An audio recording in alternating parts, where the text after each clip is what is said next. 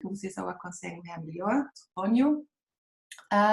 E gostava de começar a falar um bocadinho do meu background, porque quando se faz uma apresentação, claro que cada pessoa que apresenta o tema que seja, sempre o faz a partir da sua autobiografia, ou seja, a partir das experiências de vida que tem, dos conhecimentos que tem, das aprendizagens que fez. Bom, no meu caso, para posicionar um pouco a minha perspectiva, tenho um background que começou por estudos em ciências sociais, por uma curta passagem pelo teatro. Quando cheguei a Portugal, dei aulas no Instituto Alemão, aulas de alemão. Foi a primeira vez o contacto com a escrita criativa, ou seja, tive que pensar como é que eu puxo pela criatividade dos alunos no momento de ensinar a língua alemã. Depois, por acaso, o acaso levou-me de estudar design de produto. E nesses estudos tivemos uma disciplina que era a metodologia e eu sempre achei muito estranho o que é que foi ali ensinado, que era muito ainda à base da metodologia clássica dos anos 70. Então aquilo me levou para querer estudar mais aprofundadamente o processo criativo, então fiz um mestrado em criatividade aplicada, isso foi em Santiago de Compostela. Que depois levou-me para o pensamento criativo. E quando tive a oportunidade de entrar no doutoramento em Aveiro, na Universidade de Aveiro, então escolhi o tema da minha investigação, o pensamento criativo em design e as consequências para a educação em design.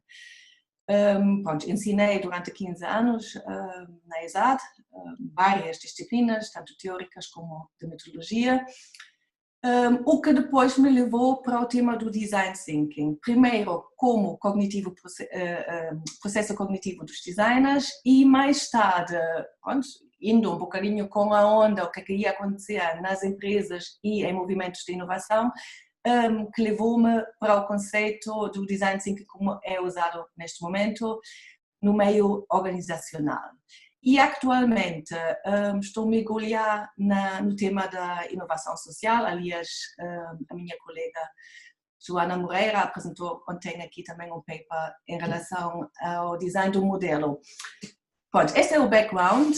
Claro que há muito mais, a minha vida multicultural, aqui em Portugal e em outros países. Tudo isto faz que uma pessoa tenha uma perspectiva que depois influencia no fundo, o conhecimento e a maneira como trabalhamos esse conhecimento e o podemos partilhar. Então aqui fica outra vez, não sei se chegar a mais pessoas, agora estamos em 45, quem chegou agora um pouquinho atrasado ainda tem a oportunidade de copiar este desenho da personagem. Isto aqui é um desenho do ilustrador Javier Royo, espanhol, que fez essa ilustração para um livro que chegou ontem e hoje chegam todos, que é esta, que é muito recente, foi pré-lançado há uma semana. Aliás, está na capa também o desenho deste mesmo autor. Então, vocês preparam esta folha e vão desenhando o input que recebem e o que é que esse input desta apresentação faz convosco. Novos conhecimentos, novos insights, perguntas que podem surgir, seja o que for. E no fim, então, partilhamos todos esses desenhos. Muito bem, então, qual é o tema que vamos aqui discutir, ou que eu vou apresentar, e pronto, era bom se depois recebesse algum feedback vosso. É a relação entre a criatividade e o design, isso numa perspectiva sistêmica, mas quem fala da criatividade tem que falar do pensamento criativo e quem fala do design tem que falar também do pensamento do design, ou seja, do design thinking. Outros conceitos que estão associados aqui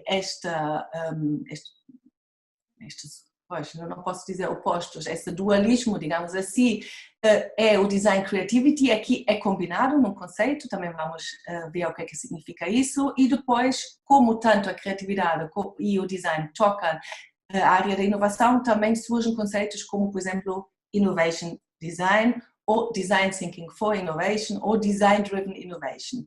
Vamos ver que isto não é a mesma coisa, aliás, Na literatura, como vocês podem imaginar, como depende sempre de quem escreve, encontramos definições muito diversas e algumas inclusivamente contraditórias.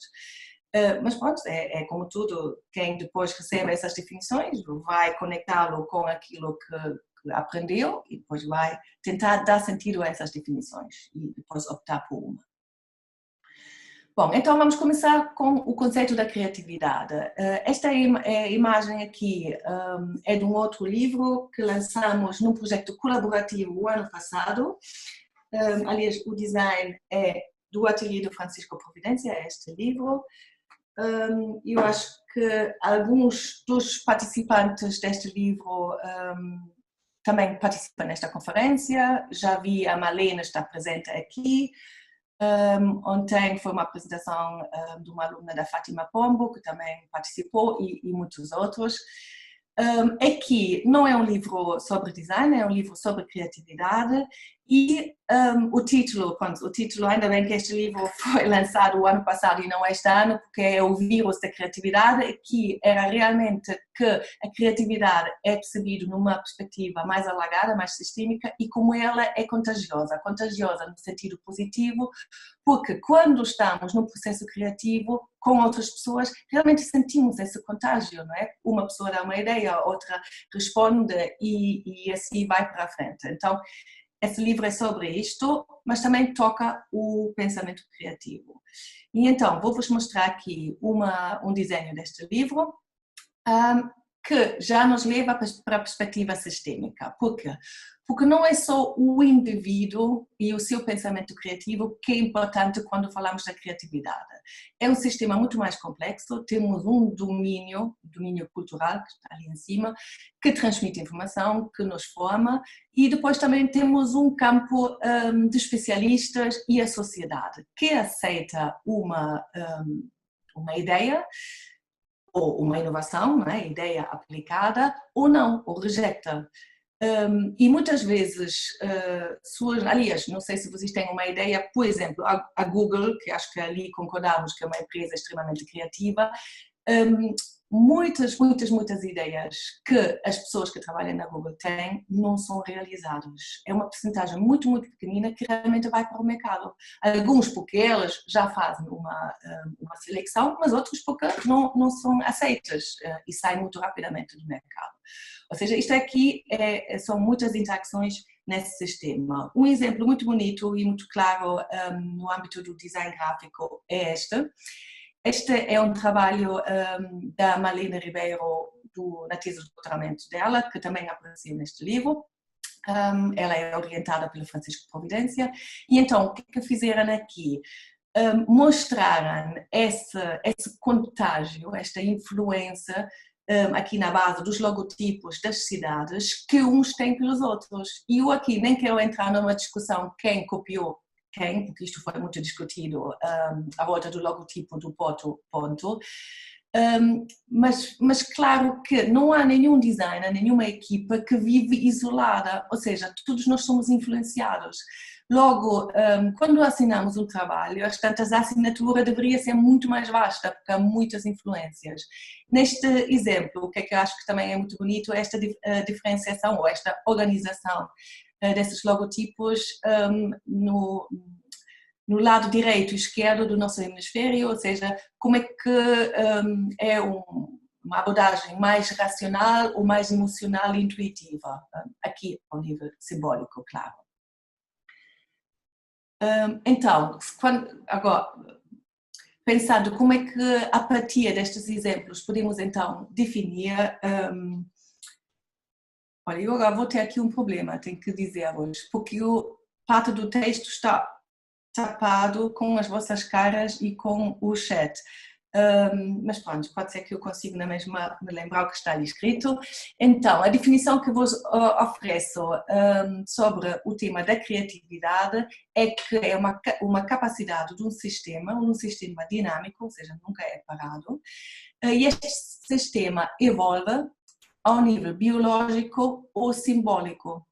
E isto sobre a influência de vários fatores. E como vocês veem nesta caixa ali embaixo, o pensamento criativo é apenas um dos fatores. há muitos outros, por isso não chega que nós trabalhamos e, então, no ensino do design, trabalhamos ou desenvolvemos a capacidade de pensar criativamente dos nossos estudantes, mas também temos que consciencializar que existe um conjunto de fatores que faz que ideias são aceitas ou não são aceitas. Essa, pelo menos, é a maneira como trabalho o tema da criatividade depois de agora quase 20 anos de investigação à volta desta área. E agora, passando para o pensamento criativo, então aqui podemos dizer que o pensamento criativo é uma capacidade cognitiva que permite ao pensador, ou seja, ao indivíduo, de gerar ideias contra estereótipos e assim surpreender e produzir ideias originais. E com isto vai contribuir para uma evolução cultural num certo domínio. Digo aqui domínio simbólico porque tudo que a natureza não cria, no fundo, é simbólico. Mas a própria natureza também é criativa, pois é aqui a parte do biológico, porque está sempre a evoluir, não é? Pronto, passando agora para o pensamento criativo, como já vos disse, este livro é sobre, é focalizado no pensamento criativo, é um diálogo entre mim e Angélica Sátiro, uma investigadora brasileira que vive em Barcelona. E este livro, curiosamente, foi escrito em 3 línguas, que são as 3 línguas da conferência do IMAT, que é o português, o espanhol e o inglês. E neste livro, o que é que fizemos? Classificamos o pensamento criativo em 4 habilidades. E então, no decorrer do livro e do diálogo, vai haver ilustrações com desafios ou exercícios ao pensamento criativo. E aqui a divisão, muito curto, é dividido na percepção, ou seja, é muito importante percepcionar uma realidade contra estereótipos e também percepcionar ao nível de vários sentidos perceptivos, não é? Por isso, multissensorial. Depois, a interrogação, ou seja, é muito interessante que muitas ideias surgem as ideias que surgem são muito diferentes quando pensamos em perguntas. Pois há vários tipos de perguntas, que podem ser provocadoras, processuais, imaginativas, e há outras que nem estão no livro. Depois, o pensamento em comparação, onde entram as associações, as combinações, as analogias, e a 4ª categoria é a linguagem, em que pensamos em narração e traduzimos linguagens. Pronto, o que eu vou fazer? Vou apenas, de cada categoria, mostrar um exemplo. O primeiro exemplo, e aqui deixava um desafio e podem mesmo intervir no chat, dar respostas ou levantar a mão e falar, como quiserem. Isto é um exemplo como há um certo bloqueio na nossa percepção, que muitas vezes faz que não percebemos bem um desafio ou uma tarefa em design. Então, aqui o desafio é unir 3 cruzes, ou 3x, se quiserem, com uma linha reta. Join 3 crosses using one straight line. Une 3 cruzes em linha recta. Alguém tem uma proposta?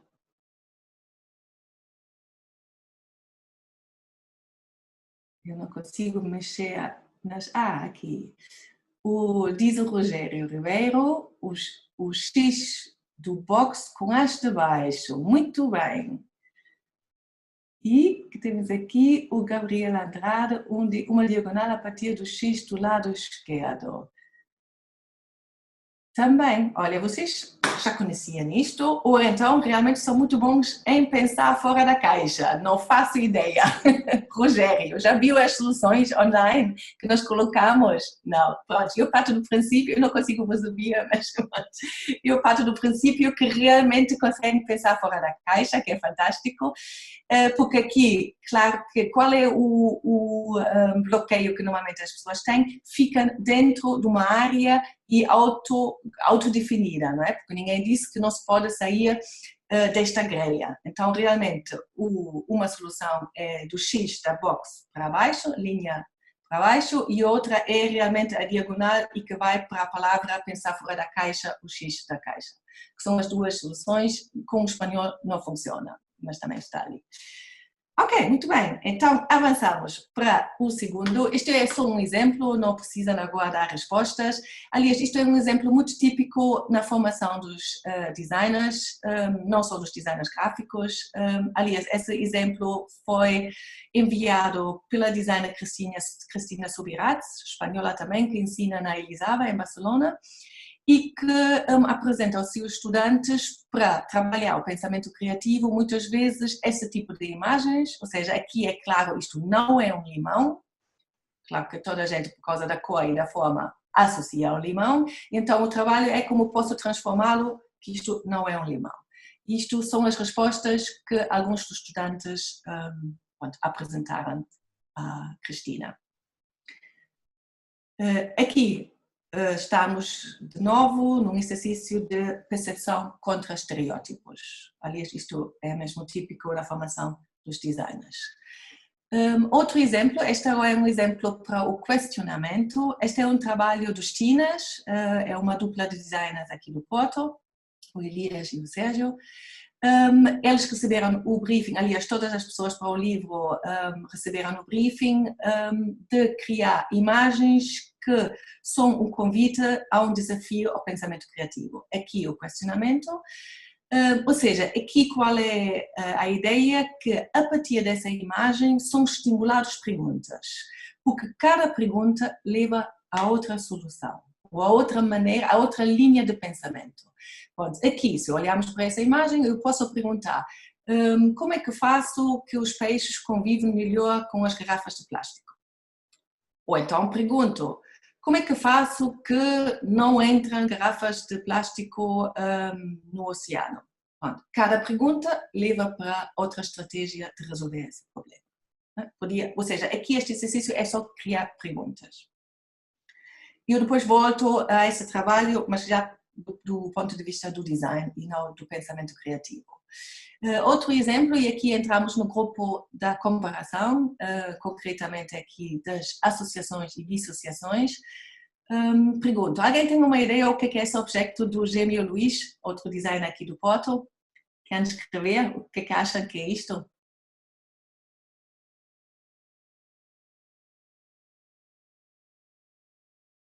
Não estou a ver nenhuma proposta. Pode tirar o mute e pode dizer, olha, eu acho que aquilo é carrinhos de linha.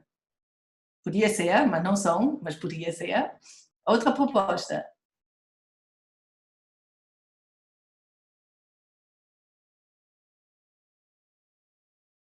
Não? Pinos de alguém, de algum jogo de tabuleiro, diz o Gabriel. Podia ser, sim. Pequenos brinquedos de madeira associados à cozinha, podia ser. Um rolo de massa cortados, ok. Bom, o quê? Superbox minis, podia ser. Botões, sacarolhas, diz o Rui Dias. Então, qual foi o pensamento que o Luís teve?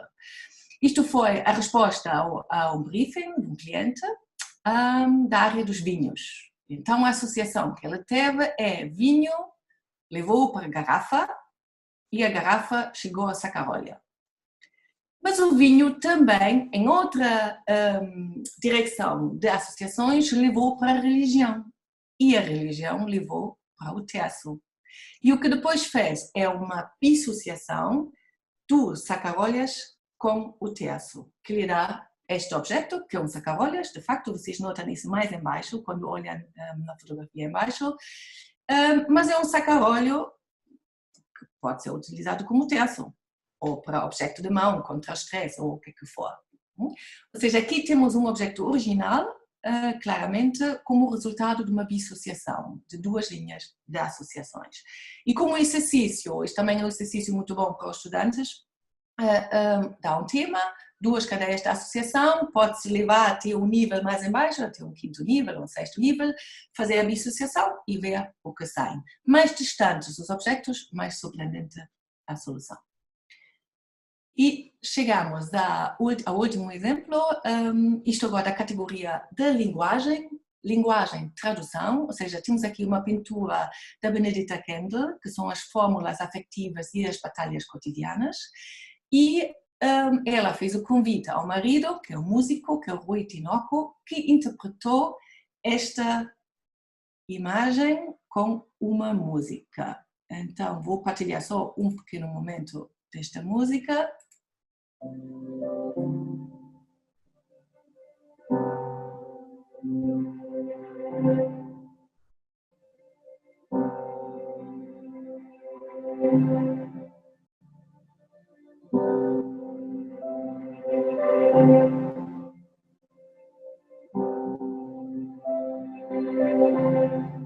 Agora vou avançar um bocadinho na música.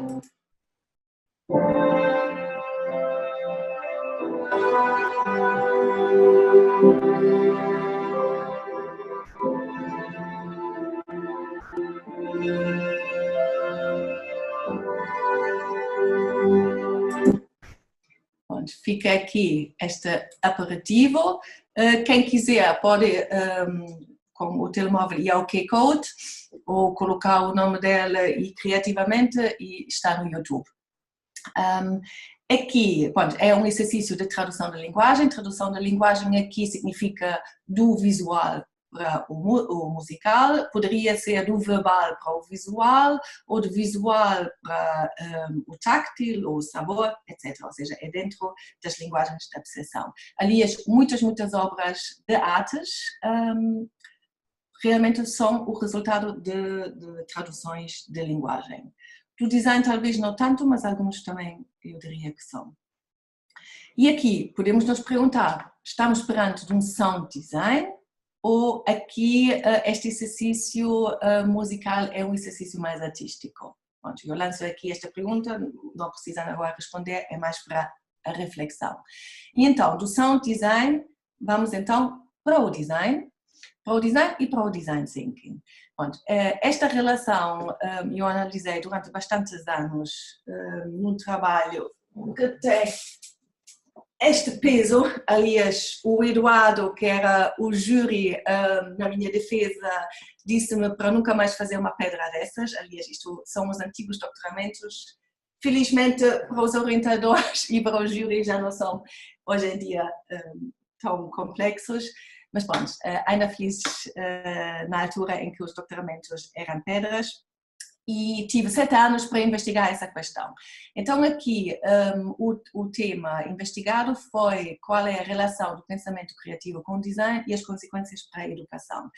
Bom, neste trabalho investiguei várias definições de design. Eu aqui não quero voltar à idade das pedras e falamos o que é design. Nós já sabemos o que é design, já foi muito discutido, já avançamos muito, mas o que sim gostava de vos trazer aqui são várias abordagens como podemos olhar para o design.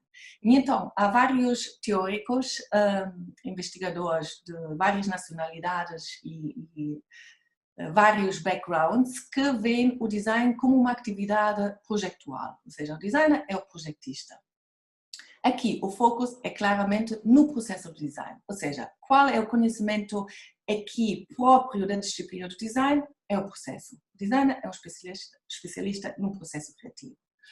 Outra perspectiva é a perspectiva da interface, da configuração, ou seja, o designer o que é que ele faz? Ele processa informações em que o foco é a interação entre o utilizador, o objeto e o seu contexto. Ou seja, esse objeto tem que ser útil, mas também tem que satisfazer ao nível estético, ecológico, etc. Ou seja, aqui é um triângulo, é o contexto, o objeto e o utilizador.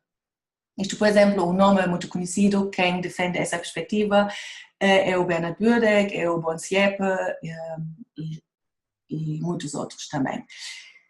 Depois, ainda temos uma outra perspectiva que não é tão comunicada e defendida, que é o design apenas é um pequeno elemento na evolução.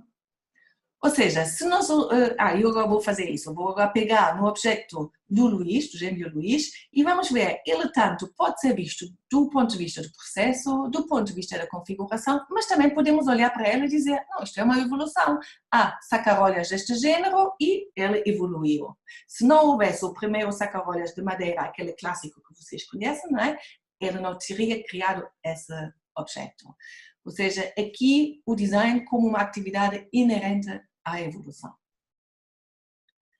Pronto, então, agora olhando para esses dois trabalhos que eu vos trouxe há um bocado, do ponto de vista do pensamento criativo, agora vamos olhar para o design. Então, uma proposta gráfica que os teens enviaram para o livro foi esta. Aqui, claramente, eles quiseram passar uma mensagem da preocupação ecológica, fizeram um trabalho de pesquisa muito grande sobre as garrafas PET. Aliás, o que vocês veem ali são as garrafas típicas em PET, que é aquele plástico mais conhecido, que se encontram nos mares. Isto é uma perspectiva, mas aqui apresentaram outra perspectiva, que também gostamos muito, por isso incluímos no livro, que tem outra informação. E aqui nós usamos como exemplo da percepção contra estereótipos. Alguém quer fazer uma proposta, que tipo de informação, ou seja, qual foi aqui o interface que os designers queriam comunicar? Propostas, podem escrever. Isto é fácil de escrever. Ou seja, a minha pergunta é, qual é o foco da comunicação que os teens quiseram fazer com esta imagem do lado esquerdo? Número de garrafas, muito bem. É a quantidade, é a poluição, mas são as mesmas garrafas PET, os típicos, e a quantidade de produção destas garrafas por ano, que é um número que é difícil, quando vocês leem, são 11 zeros, são 500 bilhões de garrafas. Pronto, e aqui trabalharam graficamente. Quantos deles vão para o mar? Eu acho que ali não há números, devem ser muitos, porque ninguém contou isso, né? Mas pronto, o que é aqui interessante? Que o designer aqui realmente é um intermediador entre uma informação e a comunicação dela. E depois, claro que depende de como cada um de nós interpreta essa informação. Olhando para o trabalho outra vez do Gêmeo Luís, então ali podemos dizer o processo. Pronto, o que é que ela fez? Fez uma brincadeira, claro. Ela quis criar um objeto provocador, por isso fez esta dissociação que expliquei há um bocado. Mas também podemos olhar para esse projeto como ele juntou as duas garrafas de madeira no saca-rolhas, não é? E depois reproduziu no tal rosário, que poderia agora servir para outra coisa.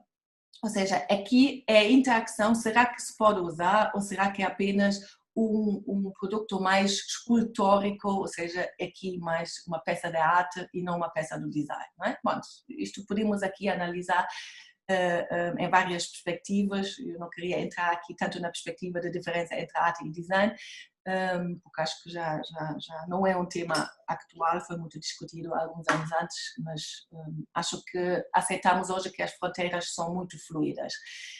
Mas aqui, pronto, poderíamos analisá-lo do ponto de vista da sua interface. Outra interpretação é ele apenas é um pequeno elemento numa evolução dos objetos. Pronto, agora estamos outra vez na tendência do craft design, poderíamos encaixar ali, mas pronto, aqui olhar para esse objeto do ponto de vista da evolução dos artefactos. Pronto, então, olhando agora para essas três definições, podemos tentar uma definição de síntese ou não, porque sempre nos facilita, e quando somos estudantes também gostamos muito de ter definições, porque dão-nos alguma segurança, não é? Então, talvez podemos dizer aqui design, então, pode ser projeto, mas também configuração, e pode ser visto como uma atividade de um sistema criativo, ou seja, de um indivíduo ou de um grupo, ou podemos dizer design de cidade, então ali já são muitos mais, não é? Mas é um sistema em interação, orientado pela ação e é inerente à evolução humana. O que é importante neste projeto, nesse processo, é a reflexão, a comunicação e que há uma configuração perceptível, ou seja, não fica só no pensamento, é sempre materializado. Mas também o resultado pode ser um não material, ou seja, também falamos do design de serviços, design de processos, etc. Agora, o que no fundo diferencia através, ou um dos elementos do design da arte, que é produzido e é disseminado através de processos tecnológicos. Bom, é uma proposta, depois façam com essa definição o que é que entenderem. Para mim foi uma maneira de sintetizar essas várias abordagens. Então, vamos agora do design para o design thinking. Como eu já disse que o design thinking nos anos 90 foi investigado por uma comunidade internacional, que ainda existe essa comunidade de investigadores, que investiga o que é que caracteriza o pensamento do designer e como é que este pensamento pode ser desenvolvido no ensino do design. E o que é próprio dela? Será que é algo próprio que diferencia do engenheiro ou do escritor ou de outras profissões? Dali passou, no início deste século, passou para um conceito que foi acarinhado pelo meio organizacional. Aliás, numa fotografia, vocês veem ali atrás de mim o Tim Brown, que publicou um livro, o Change by Design, que é um livro escrito para não designers sobre o processo do design, porque eles também na IDEO acham que o designer é especialista em processo. Então podemos, sendo especialista em processo, também partilhar isso com qualquer área da inovação. Então vamos ver agora essas duas abordagens. Ou seja, o que normalmente faço para diferenciar o design thinking com letra minúscula, uso para falar do design thinking quando falamos do processo cognitivo dos designers, e escrito em maiúscula como método para inovação. Bom, em geral, hoje em dia, o design thinking é compreendido como um processo que atravessa todas as disciplinas e um processo que permite criar novas realidades, introduzindo a cultura do design, ou seja, não é só os métodos do design, mas também a cultura do design, o mindset dos designers e introduzir isso em áreas que tradicionalmente não eram do design, por exemplo, o service design ainda é bastante recente, nos anos... começa nos anos 90, e eu lembro-me que o mestrado que eu quis fazer era sobre o service design e não encontrei um orientador, não havia na altura. Pronto, hoje em dia já é mais normal, pronto, como não encontrei, depois estudei a criatividade. Mas pronto, podemos dizer que ainda é bastante recente.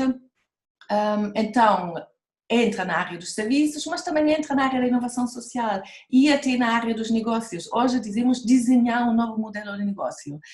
Alguns anos atrás era impossível uma escola de negócios aceitar isto. Hoje em dia, muitos business schools têm a disciplina Design Thinking. Eu própria leciono essa disciplina na Porto Business School e agora também vai entrar na Faculdade de Engenharia, um dos mestrados, que é o MIET. Ou seja, hoje em dia é aceite que a cultura do design pode dar um contributo a muitas outras disciplinas, que é fantástico, embora muitos designers criticam isso, mas no fundo é uma oportunidade que o conhecimento específico do design também entra em outras áreas. Eu lembro-me que na nossa formação, quando eu fui formada em design, tínhamos professores de todas as áreas. Eu só no 4º ano do curso tive um professor que era designer, antes não havia designer. Tínhamos um médico que dava ergonomia, os arquitetos davam projeto, a filósofa dava a psicologia da percepção, ou seja, vinha de várias áreas, mas parecia que o design não tinha um conhecimento próprio. Agora tem e é mais do que estudado, então é bom trazê-lo, levá-lo para outras áreas também. E também entrou agora na área da inovação da educação. Curiosamente, é a última área onde entra, mas neste momento há muita investigação a ser feita, como o Design Thinking pode ajudar a redesenhar os sistemas educacionais e que nem é preciso mudar isto.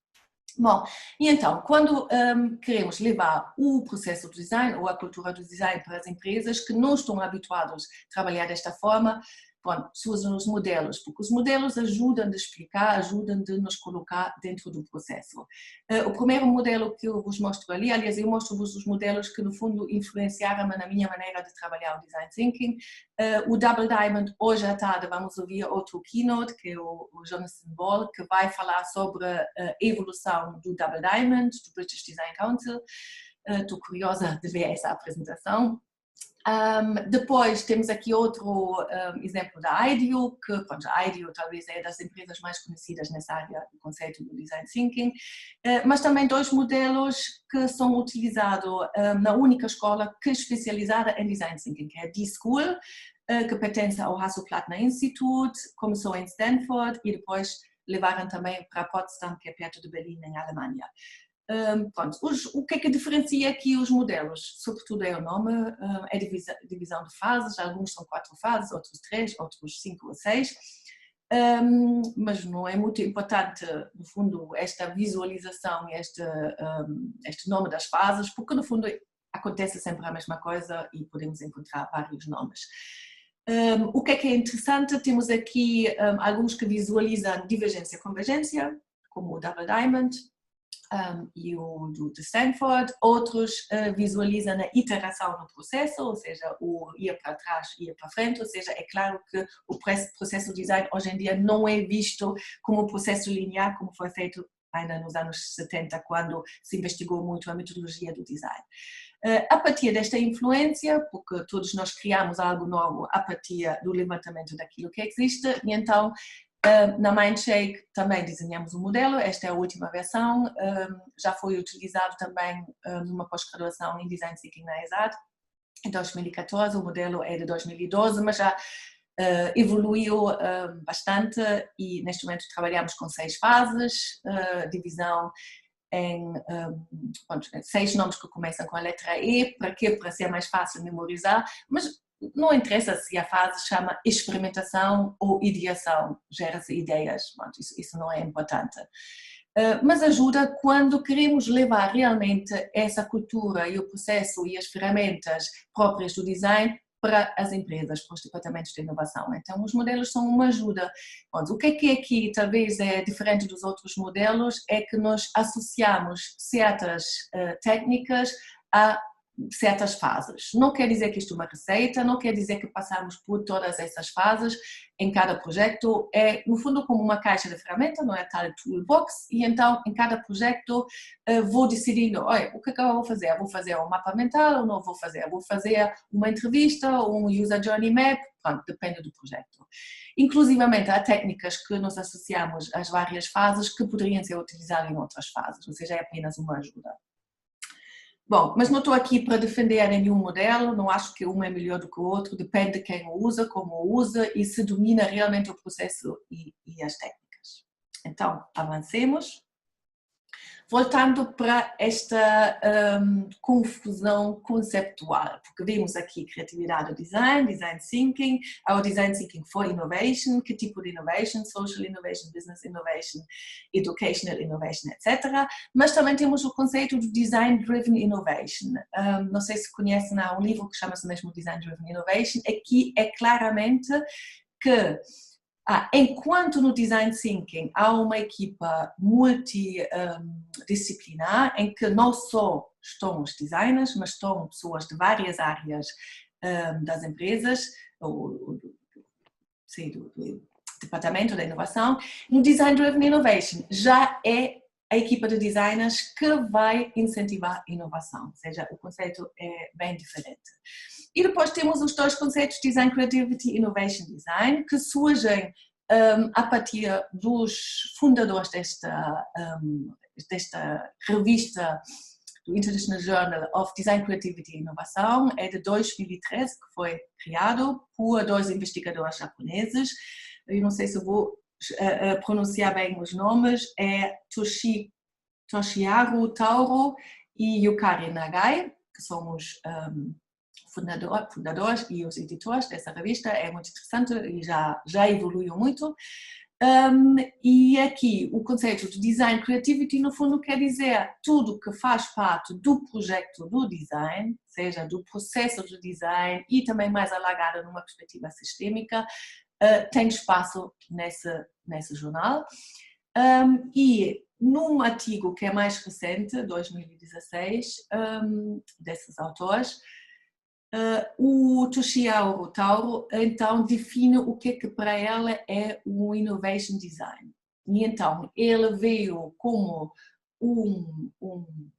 act of bridging, criar a ponte entre a ciência e a tecnologia e a sociedade, ou seja, no fundo vê aqui os produtos como um mediador entre a ciência, a tecnologia e a sociedade.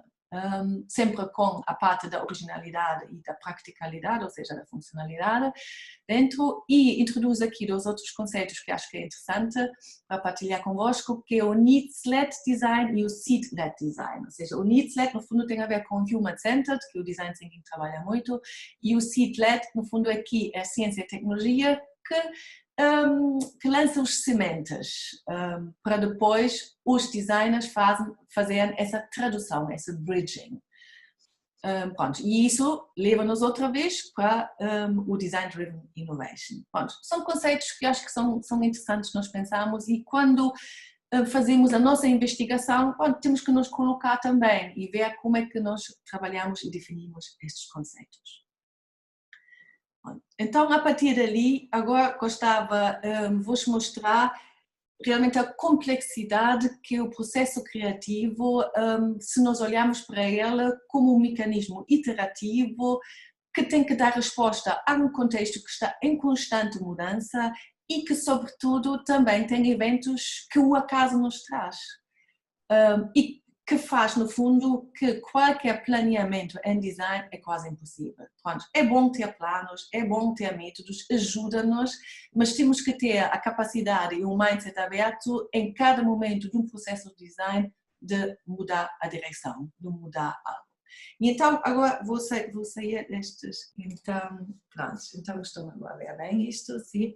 Pronto, então, vamos colocar aqui a nossa designer e o nosso designer nesta perspectiva sistêmica. Então, temos, eu sou uma mulher, então vou escolher aqui a mulher, temos uma designer de uma certa idade, com uma certa experiência, mas que também tem um colega que às tantas influencia bastante, porque eles trabalham em conjunto, então temos aqui uma ligação. Mas essa designer, dentro deste processo todo, está sempre a observar a si própria. Mas também, às tantas, recebe uma influência do seu amigo músico e do seu marido cabaretista, por exemplo.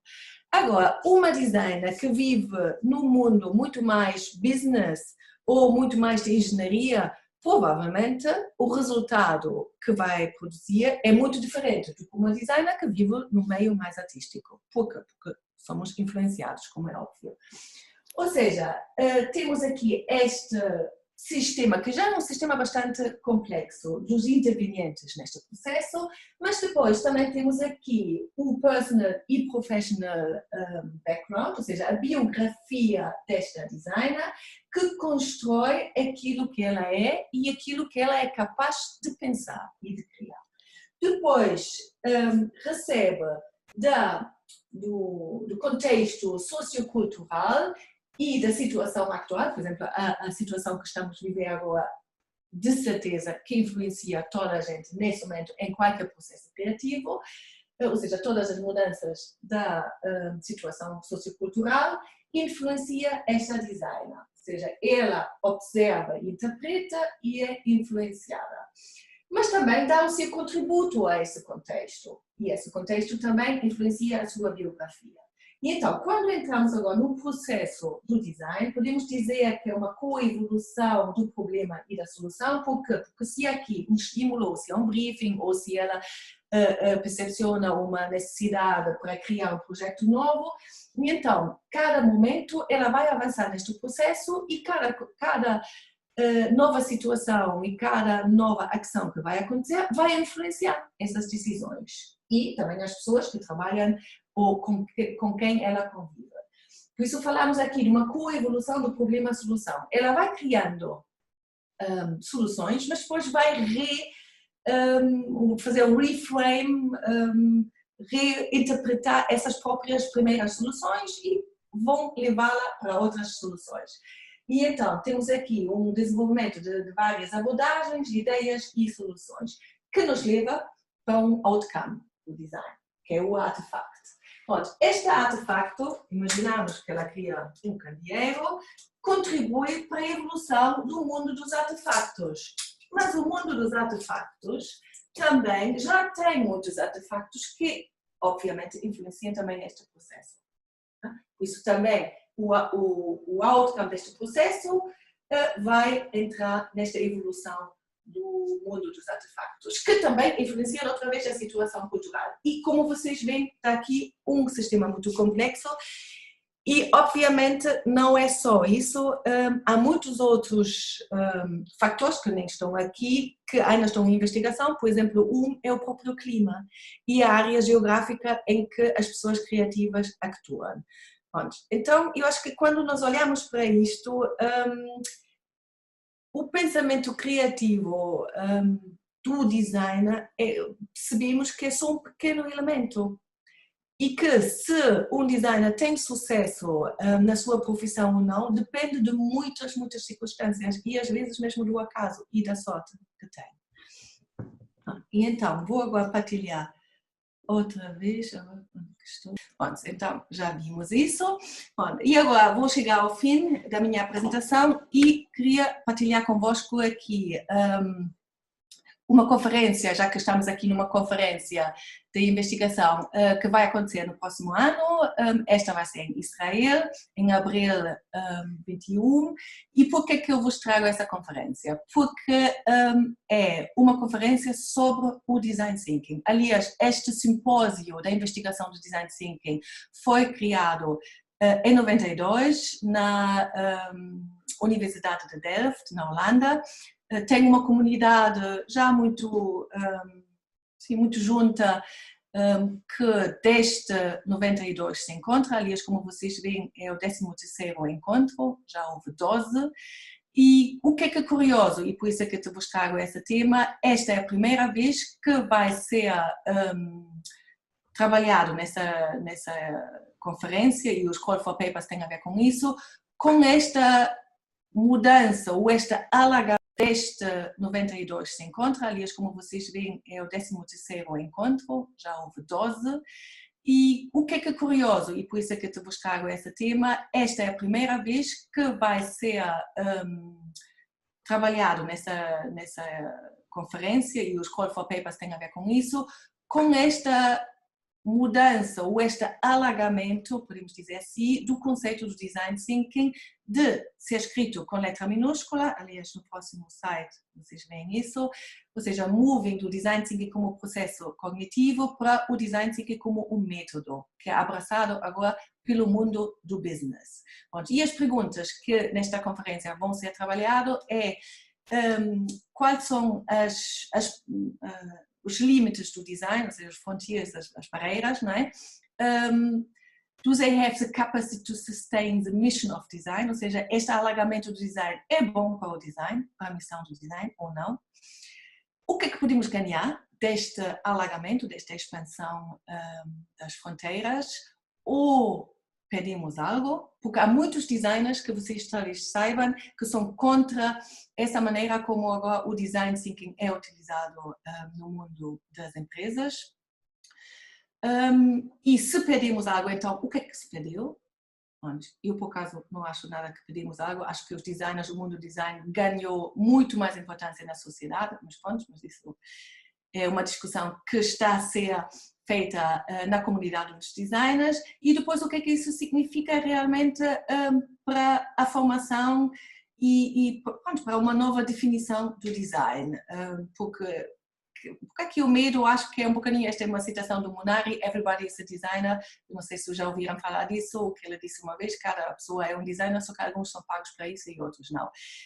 Tudo isto acho que é interessante, até podemos discutir agora para frente um bocadinho esta sessão.